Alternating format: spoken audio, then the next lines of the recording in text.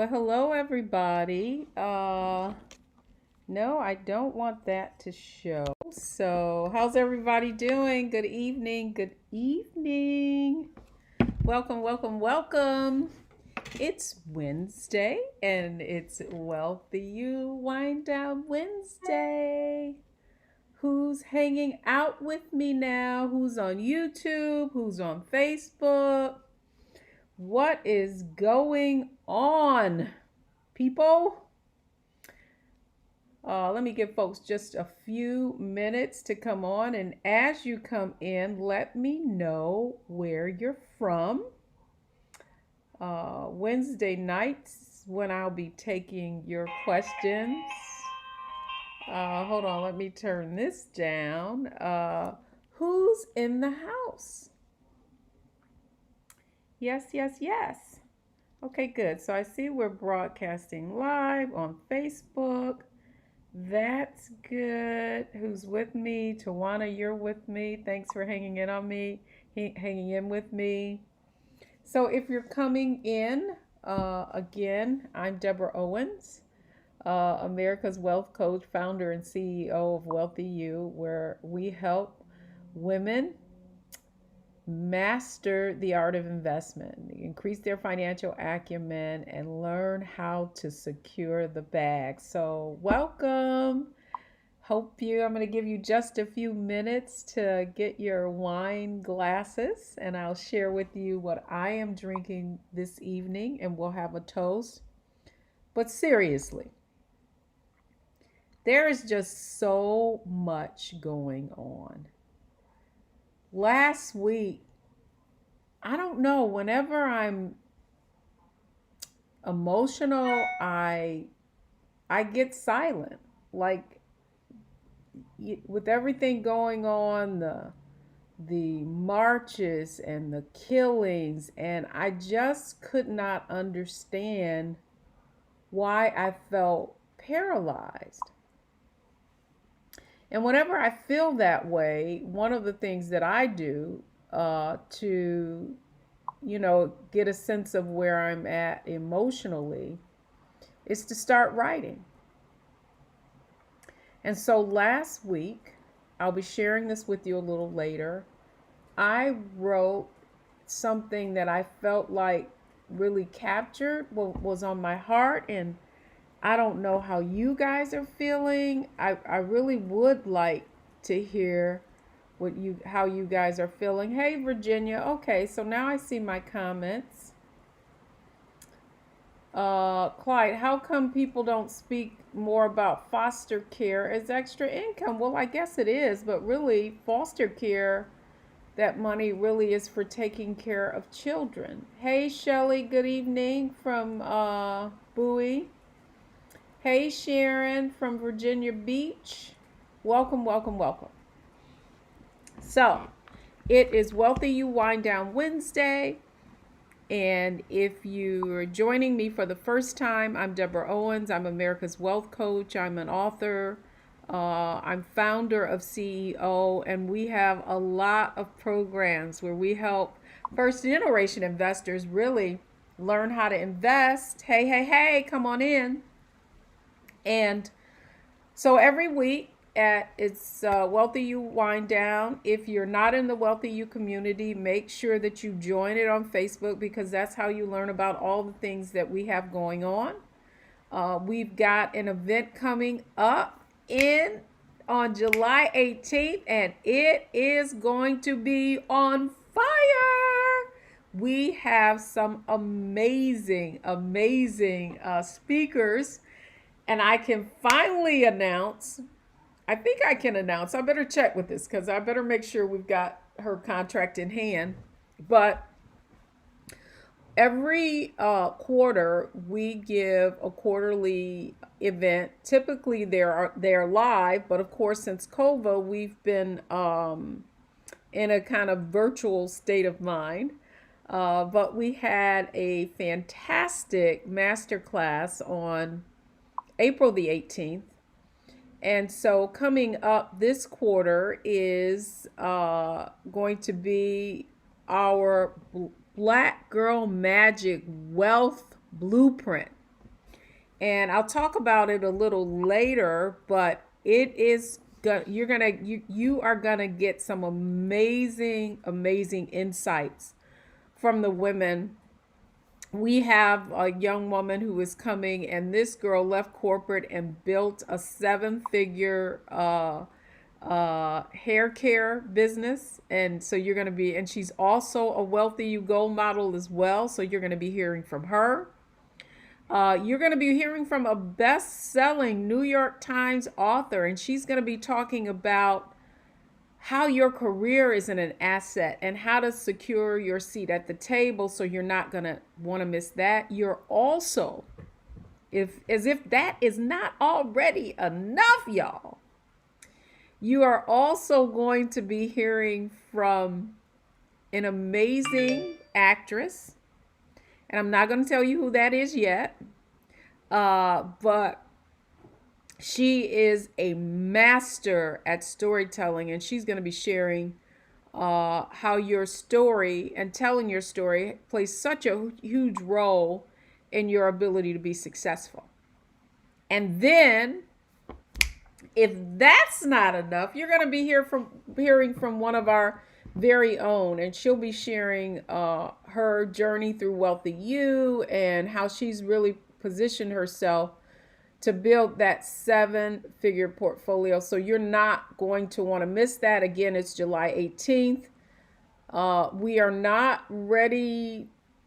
I don't think the website's open yet, but there is going to be an early bird special. So you're not going to want to miss that. You're not going to want to miss that early bird special because it is significant. It's 50% off, and it's only going to run for a couple of weeks. We've only got 30 days, just about 30 days until the event. So stay tuned. We've kind of been sitting on it a little bit because we don't want to jump the gun, and we want to make sure that when we say folks are going to be in the house, that they're going to be in the house. So really excited about that.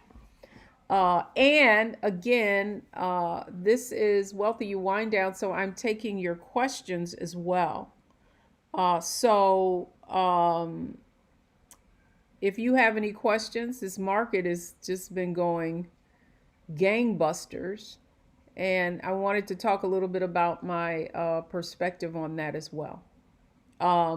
So what's going on with you guys? Tell me what's going on in the world. How are you weathering coronavirus? Are you still wearing your mask? Are you being responsible, or are you out here like I see some of these people acting like it's the same old, because ain't nothing the same old about this. Because if you have been watching, what you see is in some of these states, you're seeing, some of the coronavirus numbers going up. And so, don't get it twisted. I mean, just think about, had we known what was going on prior to, that we should have been wearing masks and all of that information. Excuse me, guys. I'm just trying to charge my phone, and I know if I charge it here, that it's probably going to connect to my computer. Okay. So anyhow, yes. Hey, let's see. I want to see the names of you guys, though. So let me see who's on with us, because I cannot somehow see names on my eCam. So again, a lot going on. Let's see. Where are you, Miss Tawana? Where is my live broadcast so that I can see you? Okay, give me just a moment, folks.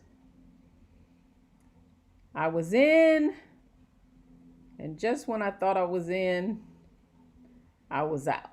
But anyhow, let me see where my video is. I see every video but this one. This is nuts. Okay. Still being cautious. All right.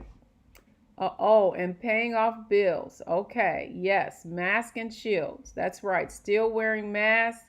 Curbside for groceries. Running to the pharmacy as needed. You know, I even have my prescriptions delivered. I am not trying to be out here in these, especially going to, okay, great. So I can see your comments now. Sorry, guys, on this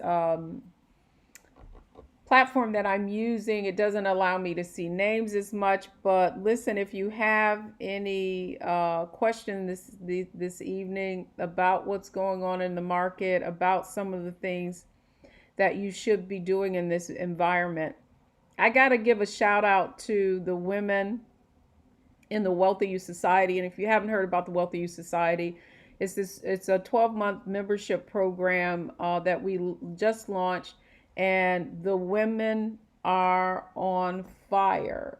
Okay, so you're hearing an echo. Why are you hearing an echo?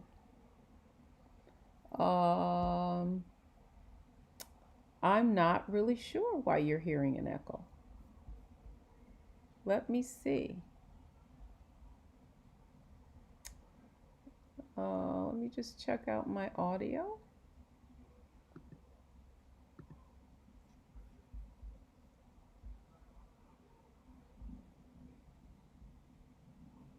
Okay. So,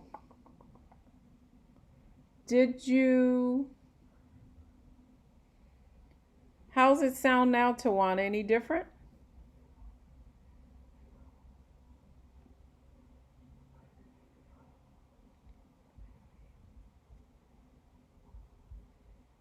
Okay. No echo for you. So that may be you, Tawana. Make sure or turn down. So again, if you're just joining us, I'm Deborah Owens, America's Wealth Coach. Please put what city you're from, and it's Wealthy You Wind Down. Grab a glass of your favorite vino. I again shared with you guys last week that I just love, love, love this pessimist that I'm drinking.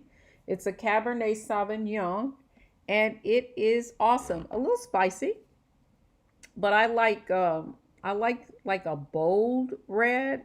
I don't like thin reds. I like for it to be, I don't know, that it to have a punch to it.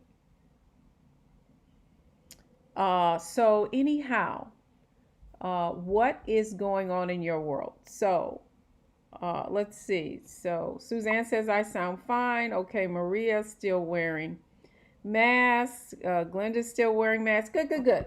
So how are you guys feeling about all of the social unrest, the marching, and the killings? How are you feeling about that?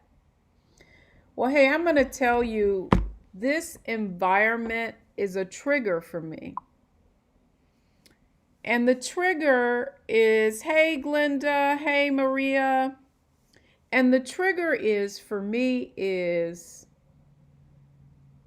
seeing the kind of just oppression and abuse in this city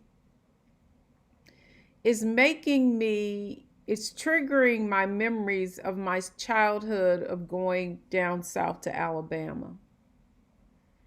And if I said this, and you've heard me say this before, I forgive you for repeating myself, but I mean, the feeling just won't go away. And so let me tell you what I mean. It's like every summer from the time I was about 7 to the time I know it was 7 to 10 years old, because at 11, I put my foot down, said I wasn't going down south. But anyhow, when we would pack up, we would get in the car, and the stories about how you would have the fried chicken in the bag and you wouldn't stop for any food. And then when you got to where you were going, it wasn't then, you were very careful about where you stopped to go to the restroom. And I just remember, traveling down there, stopping to go to the bathroom, and my aunts or my cousins saying, "Girl, don't say anything, just go to the bathroom." Then, as you would get further, because we were coming from Michigan, as you would get further down into the South, some places you couldn't even stop and go to the bathroom. And all I could remember is my aunt pinching me and saying, "Don't you say a word," because we had went into the store and they were all, white folks, and they were kind of sneering at us. And then when we got down south, when we would go out, we would see these water fountains, whites only, colored people. Bathroom, whites only, colored people. Some stores you couldn't go into. And then I would see how my relatives, my aunts and uncles, how their demeanor would change, like not looking people straight in the eye. And I mean, my aunts were remarkable women. They were gorgeous women too. I mean, strikingly beautiful. And what bothered me the most, even as a young child at that age, was how their demeanor changed, how they became, kind of subservient and, "Yes, ma'am, yes, sir." Well, and I'm coming from a city predominantly black even then, and I remember saying to myself, "Ooh, I love playing," because we would play with our cousins, we would play all night, we would play kick the can, street lights go out, hide and go seek. I mean, and it would be hot. I mean, it would be so hot that you could see heat waves, the waves on the street. That's how hot it would be. So I had fond memories of it. Oh, and the food was the best food I had ever eaten.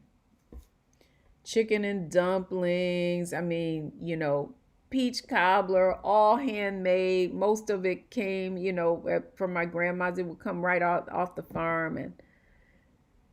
But I'm telling you, that whole Jim Crow thing, that I wasn't feeling that even at that age.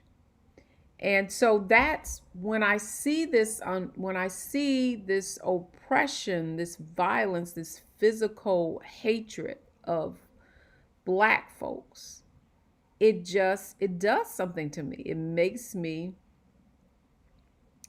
remember you think this is something? This is nothing compared to what our parents had to deal with every single day of their existence growing up in the South.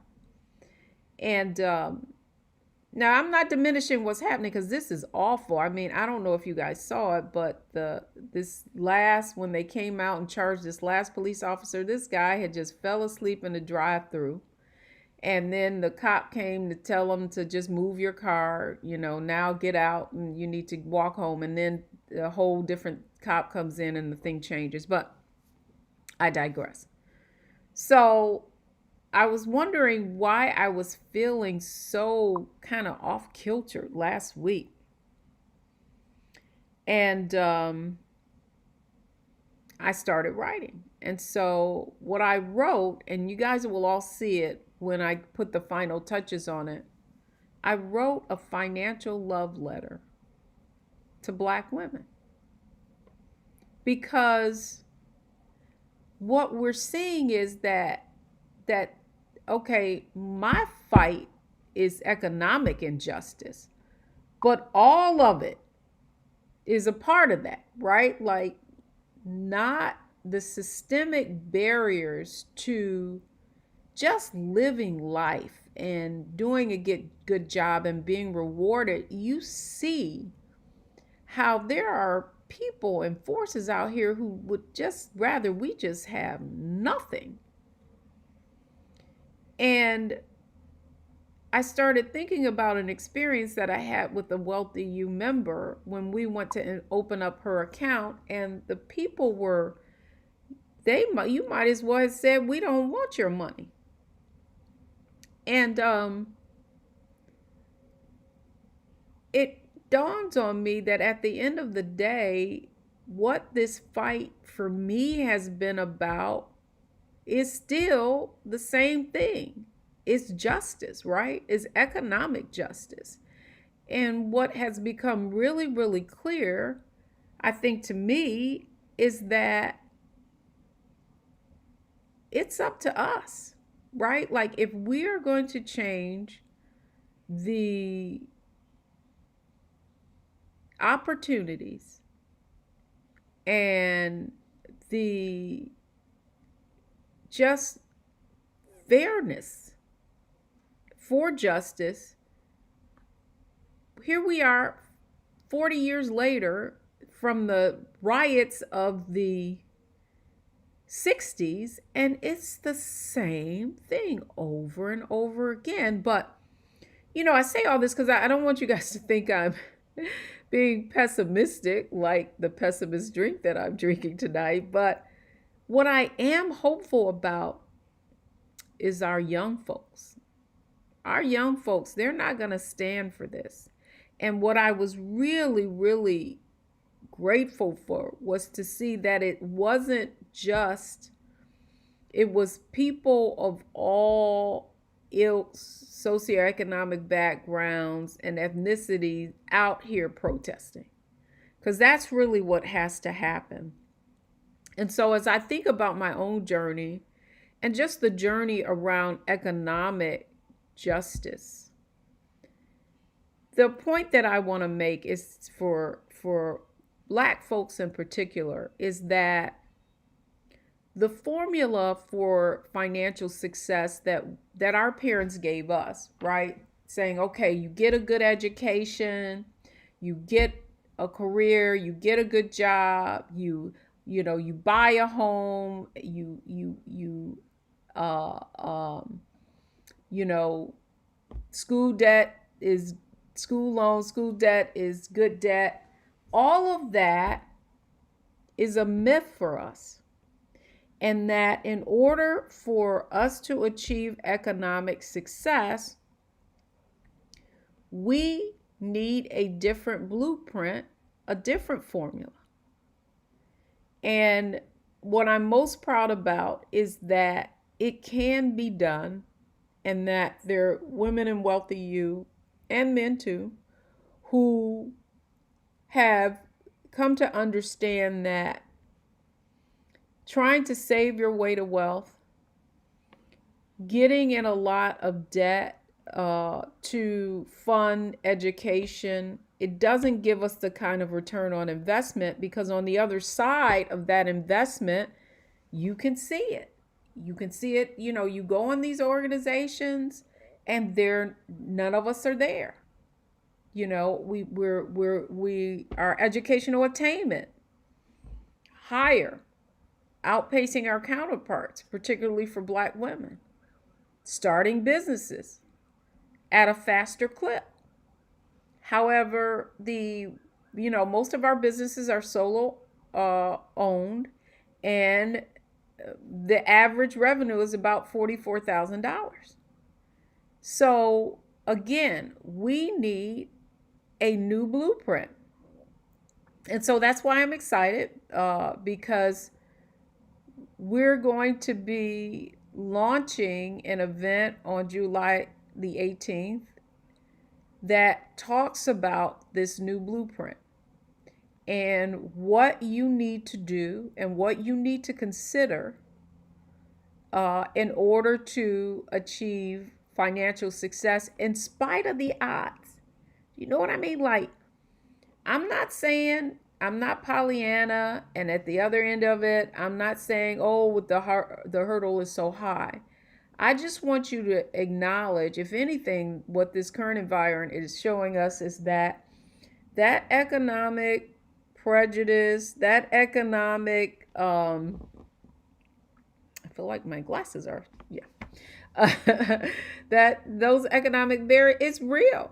Like, we aren't getting access to opportunities. We're not getting into some of these roles and senior management roles. And, but the other side of that And that's what I like to do. I like to look at the numbers. Anyone who's been in Wealthy You will tell you, they ask me a question, what do I say? I say, crunch the numbers. And what you will see is the things that we can control in terms of growing our wealth, we have to get smarter about it. If you look at the stats, you see that 65% of African American households own no stock investments. And so, as a result of that, and so it's not that we don't save, it's we do save, but we save in very conservative types of investments. We like putting our money in insurance policies, in cash value, life insurance policies, real estate, hard assets. And if you look at the overall return, the historical returns on those investments, what you see is they underperform equities. Yes, they are less volatile, but over time, your money doesn't grow as quickly. And so what's important is that we learn how to master the art of investing so that we can see our savings or our investments, our net worth accelerate. We have to get over the fact that we're first generation investors, and we have to become the generation in our family that invests so that we can teach others and pass it down. Because that's the other aha, is that this information typically is taught from either a family member or you have a trusted advisor. So agree or disagree. Do you guys see where I'm going here?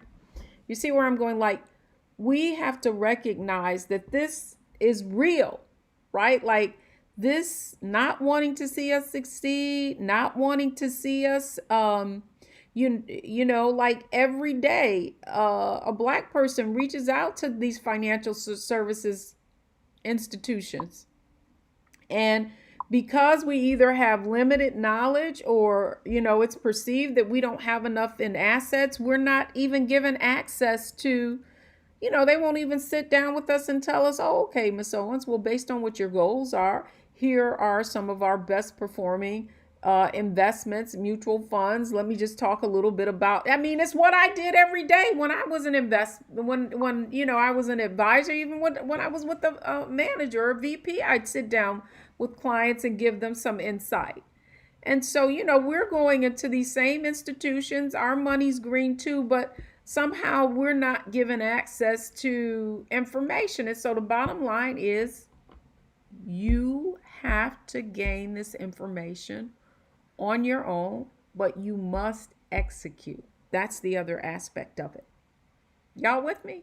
It's like, if it is to be, it is up to us. And so, my point, that's right, Conchetta. If you don't have 250,000, they don't want to talk to you. And in some cases, now it's $500,000. Now let me talk to the other side of that conversation too, because the fact is that even though, like, if you were to go in any of these institutions, there are not many of us, and part of the reasons that there's not many of us is because of that asset requirement.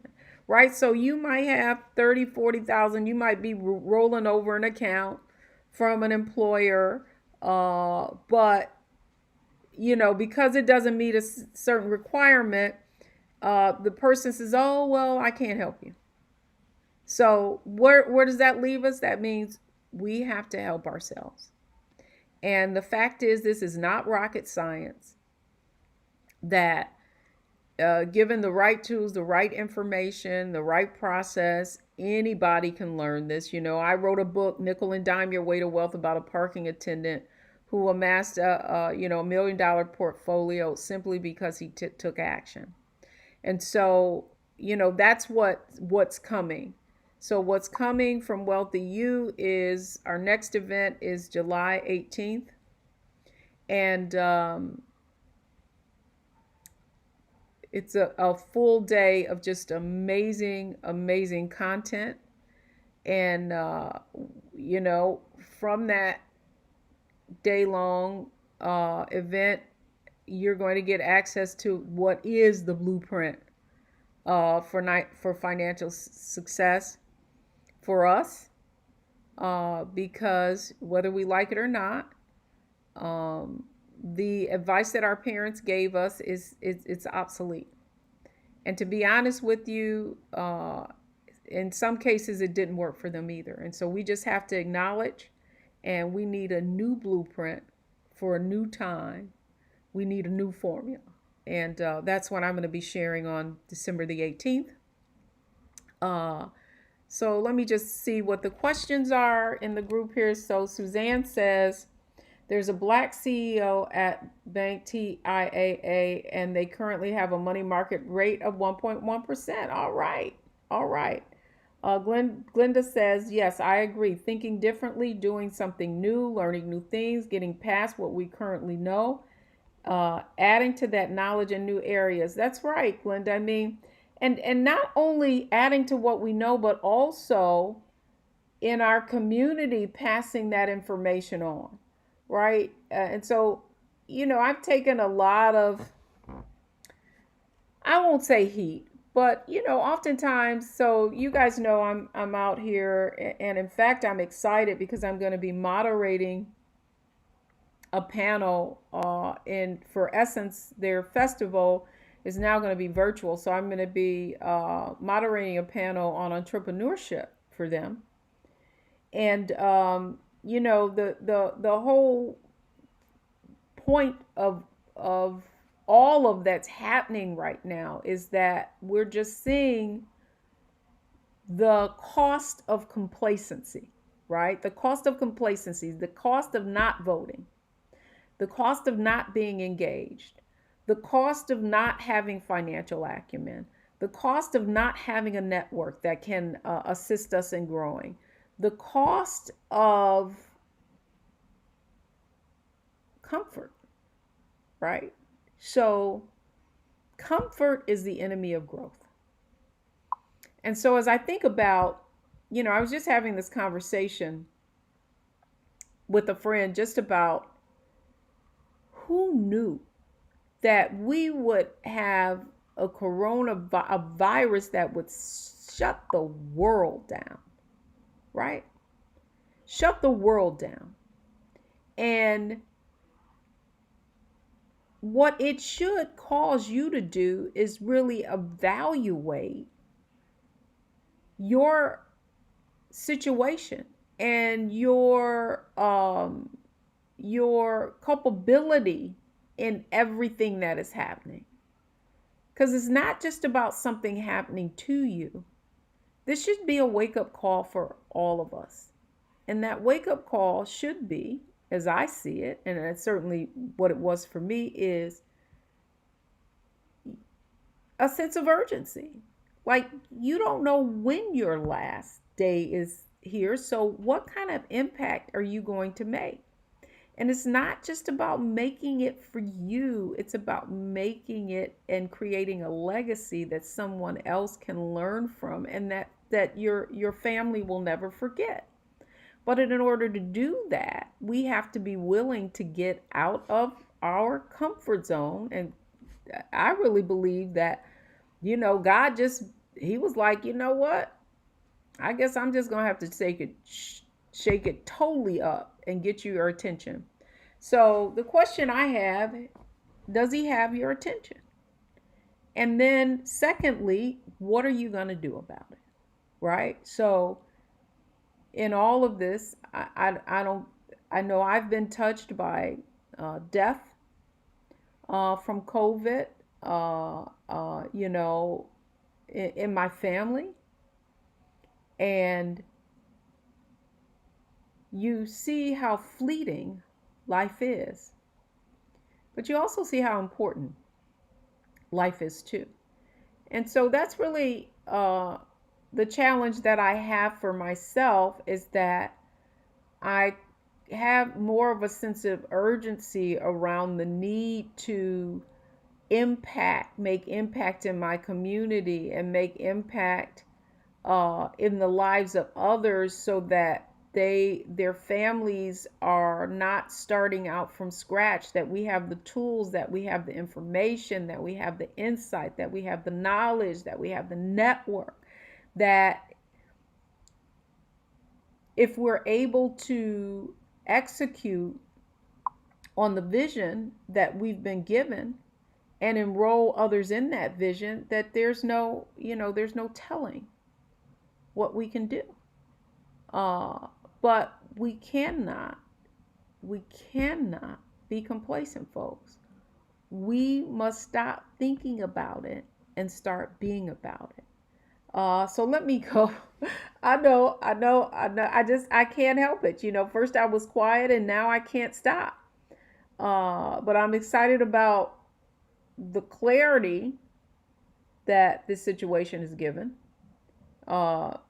me, and I'm excited about everything that's going on in the Wealthy Youth Society.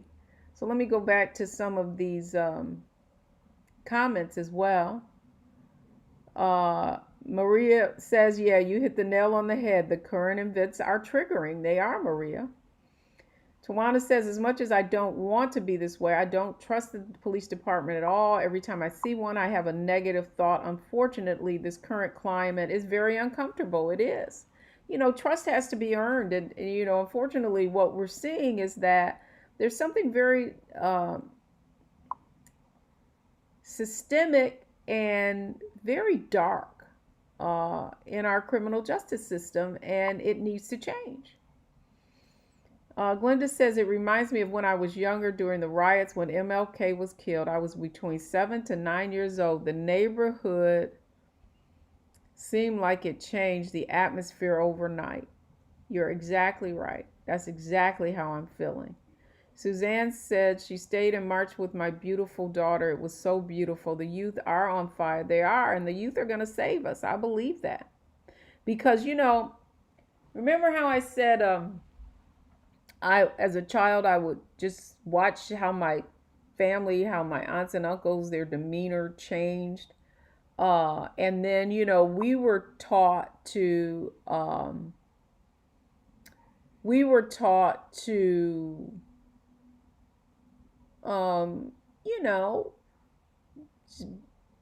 go along to get along, never make waves, that sort of thing. But what I love is these kids, yes, they're not going to accept the status quo. And that's definitely what needs to happen. And yes, I agree. Please be compliant to police and don't argue or fight with them. I totally agree with that as well. But, I think what is required is that you've got to change the system. One of the things that has always bothered me is that, many of the people policing the cities don't live in the city. And I think that's a travesty. You got to have some skin in the game. How can you have any concern for something that you're not a part of? So my prayer is that will change too. Absolutely. So what are your thoughts on, let me go to some other questions. These must be coming from another platform. What are my thoughts on the Robinhood app? It's interesting. You guys need to listen to Jim Cramer, because Jim is talking about the thing about the Robinhood app and a lot of those apps is that they are buying fractional shares, and typically sometimes they're not buying those stock. Most times they're not buying them in real time. They aggregate those shares and buy them at the end of the day. And so what's happening is there's some people who are trading based on the activity, because Robinhood has a lot of small investors, and they're front trading them, meaning, if people are selling, then they buy before they sell, and then when they know they're going to sell, then they're just getting on the other side of the trade. So be careful with some of the apps that you're trading. But if you're an investor and you're not, you should be an investor and you're not looking at short-term investments. Markel says, what time are the Wealthy Youth Society meetings held? Markel, there is a syllabus in the Wealthy Youth Society Facebook group, and I think you were admitted today. They're every other Thursday at 8 o'clock, and the next meeting is tomorrow night at 8 o'clock. And you should be going over the first module's assignment, which is the Are You a Wealthy Woman worksheet. There is the personal financial, out of everything, do your personal financial statement, because that's what I'm going to be discussing that's what we're going to be talking about tomorrow night. And I'm going to be talking about the importance of understanding your personal financial statement, and that plays a direct role in your understanding how companies' financial statements are. So please, please, please don't sleep on that. So I've heard good things about Ally, but haven't previously used them. I went to Bankrate to check out saving rates to bucket my funds for future investments. New. That's good. I love that. That's a great idea. The key there is let's see. Ally, I mean, Ally is a internet bank, and that's the thing. Like, the banks that don't have all the overhead, all of the bricks and mortar, typically they have lower rates than they have lower expenses. So of course that should translate to your bottom line, the return on investment that you're earning. So okay, cool. Lori says she's going to check that Ally out tonight. Virginia said these incidents are being exposed because of technology capturing all the acts on camera. And is what located on the website? Shelly, when you say is that, what are you referring to specifically? Okay, so here's the bottom line is, okay, like this is the perspective and the insight that I bring to these times. It's that what is important is community, right? Like, most of you have people in your network, in your family, and you've got to be a leader in sharing what you're learning with other people. The Woman's Financial Worksheet, is that something you can get on the website? I forgot there's a delay. Oh, the personal financial statement, Shelley, is a worksheet that the people who are in the Wealthy Youth Society are using. We're just in our first module. If that's something that you want to get involved in, you still can. Tawana, if you're still on, if you can put that link in. Shelly, are you in the Wealthy Youth Society or not? If not, I'll have Tawana post that link for you. So here's the point I want to make. You know, I think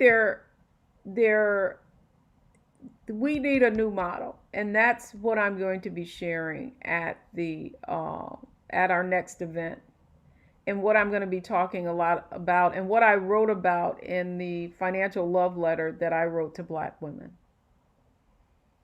And it's that we have to shift, and we have to shift from earners, right, to owners. Now, what do I mean by that? What I mean by that is that, and listen to me.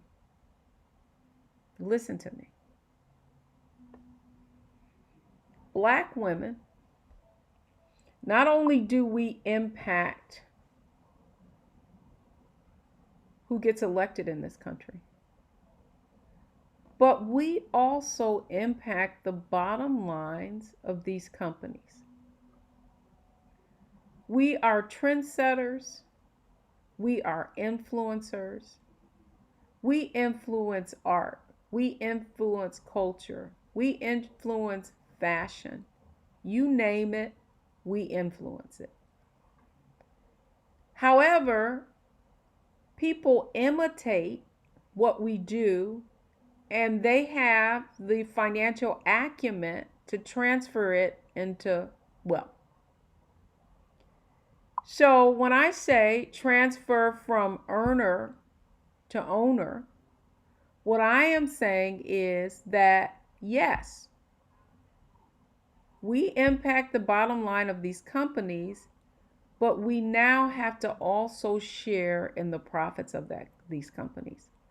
And the way we do that is we take that same knowledge, that insight, that brilliance, that intellect, that genius, and we now leverage it to determine whose companies will benefit from our intellect, our brilliance, and our genius. And we share in those profits. We are already wired to do well in the financial markets. We just haven't had access to them, nor have we had access to the knowledge needed to take the same innovation that we create and be rewarded for it in the financial marketplace. That's the point I want to make. We can no longer sit on the sidelines being afraid. You have to take risk. The greatest risk is taking no risk at all. And we see it in the wealth gap, right? We see it because we are conservative. And so what I am saying is it is a new day, and it is time to move beyond our comfort zone, to move in places where we've never been before. You know, someone earlier asked me would I talk about futures. And so I just really want to boil it down so that you kind of understand that the financial markets are no different from any other kind of market. Okay? A market is made up of buyers and sellers. And typically, there is an entity between that buyer and seller, either calculating and taking count of that transaction, and typically taking a piece of that transaction. Okay, so those are buyers and sellers. Okay, so when you talk about futures, all you're really talking about is the future value of something.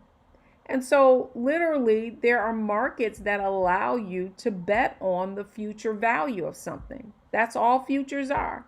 So, commodities are a form of futures, meaning orange juice,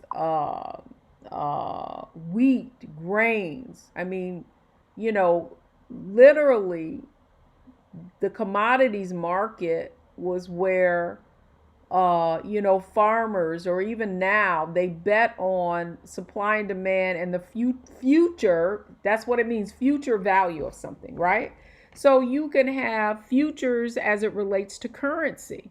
You know, what is the future value of a Canadian dollar going to be? What is the future value of lira going to be? You know, Italian. What are futures? So people are sent. Now it's the whole currency.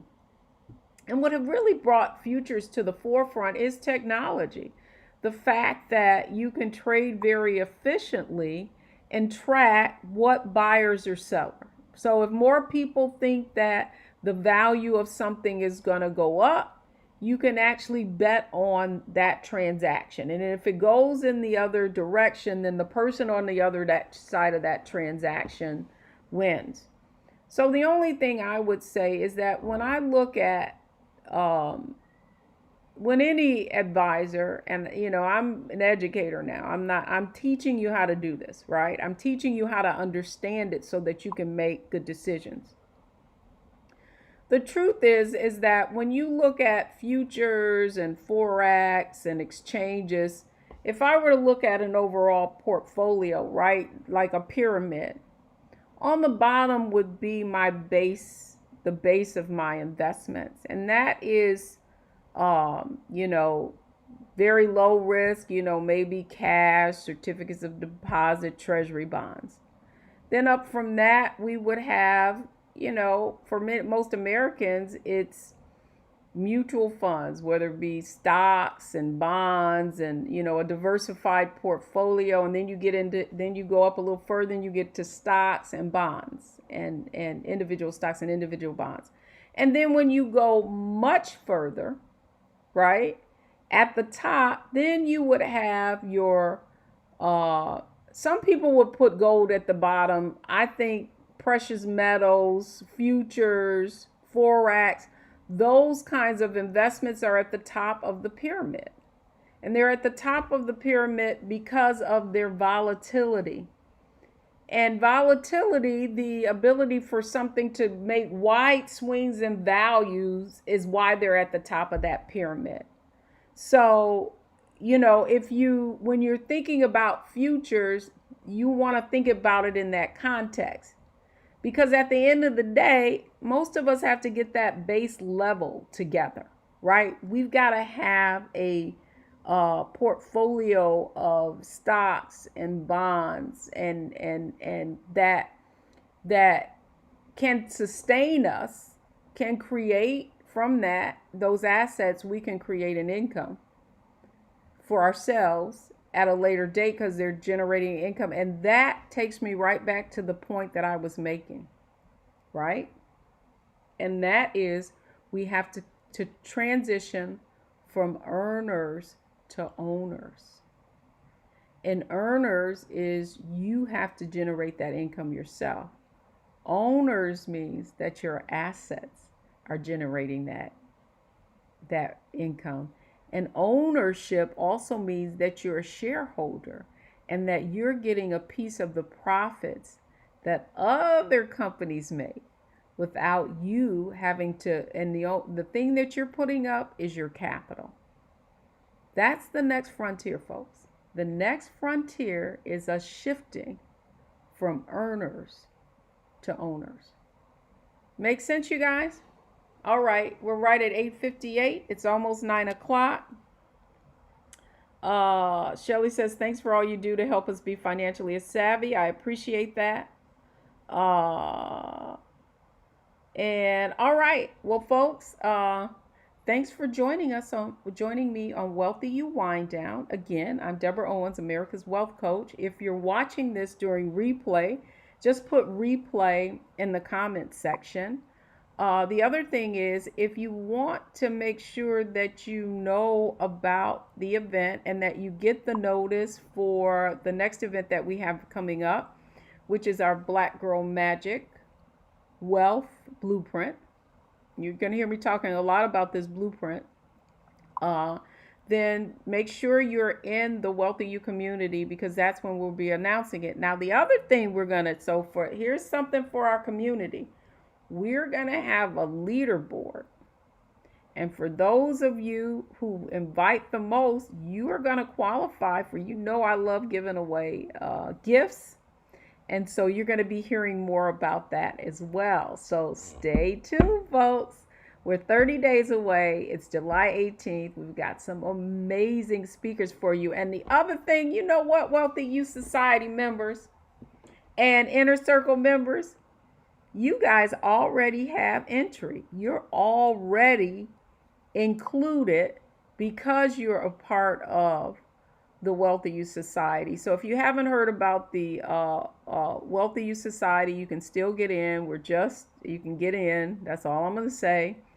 Tawana posted the link, and in fact, our first Q&A is tomorrow evening at 8 o'clock p.m. Eastern Standard Time. So you all should have been through the first module, and you should have some some questions, because this is very, very important, ladies. Make sure you do that personal financial statement, because fundamentally, that is the origin for so much of what you're going to be learning, even as it relates to companies. So that's going to do it for me this evening. Thanks for joining me. I'm Deborah Owens, CEO and founder of Wealthy You. You can go to the website wealthyu.com if you want to learn more.